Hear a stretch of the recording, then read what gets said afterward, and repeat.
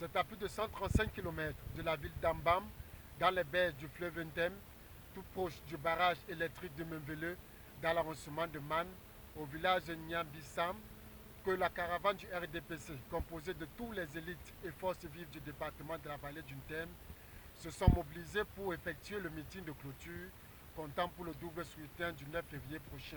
Les raisons du choix de ce lieu mythique, c'est le lieu par excellence où le président du parti RDPC et par ailleurs président de la République du Cameroun, son Excellence Paul Biya, foula la première fois le sol du département de la vallée du Ntem pour la pose de la première pierre concernant la construction du barrage, démontrant ainsi les œuvres de grandes réalisations.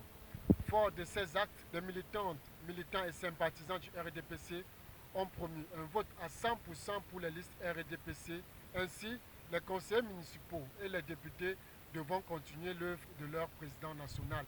Une cérémonie riche en sons et en couleurs qui a vu la participation de plusieurs artistes de la localité qui ont fait danser non seulement tous les militants, mais aussi toutes les élites prenant part à cette cérémonie.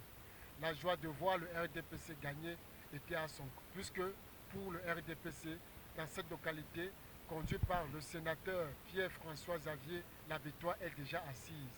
Ici même à Nyambissam, sur le site historique où le chef de l'État a, le 15 juin 2002, foulé pour la première fois le sol de la vallée du Ntem et de l'arrondissement de Man,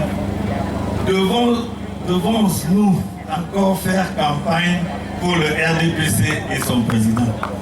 Nous voici au bord du Ntem avec cette belle cérémonie. À tous, je dis merci.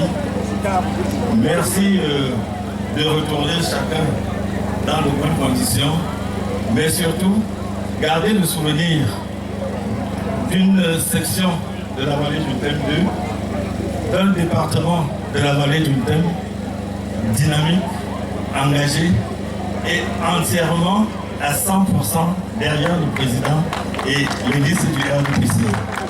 Reste juste la matérialisation dans les urnes le 9 février prochain pour une victoire maximum du RDPC.